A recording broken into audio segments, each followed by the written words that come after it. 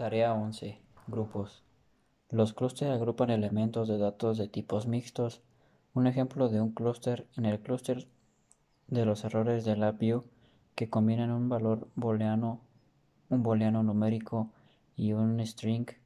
Un clúster es similar a un registro o a una estructura en formato de texto en el lenguaje de programación.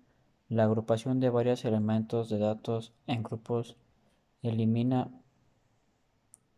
el desorden de cables en el diagrama de bloques y reduce el número de terminales del panel conector que los sub-VI necesitan.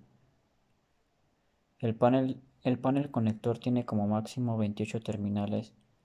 Si su panel frontal contiene más de 28 controles e indicadores que desea pasar a otro VI, agrupa algunos de ellos en un grupo y asigna al grupo una terminal en panel de controladores. Funciones de clusters. Se utilizan para crear y manipular clusters. Por ejemplo, pueden realizar tareas similares a los siguientes: extraer elementos de datos individuales de un clúster, agrupar elementos de datos individuales a un clúster y por último dividir un clúster en sus elementos de datos individuales. Ensamblaje de un clúster. Se usa Boolean para ensamblar un clúster a partir de elementos individuales en un clúster existente sin tener que especificar nuevos valores para todos los elementos.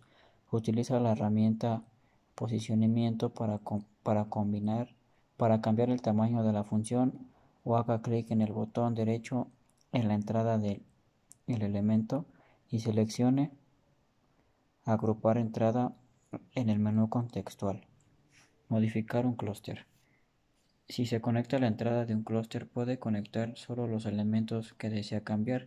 Por ejemplo, el grupo de entrada que se muestra en la figura contiene 3 controles.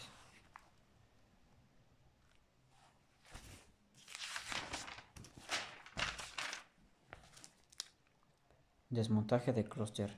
Utiliza la función unBundle para dividir un clúster en sus elementos individuales.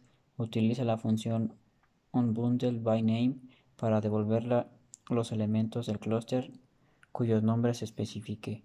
El número de terminales de salida no dependen del número de elementos en el grupo de entrada.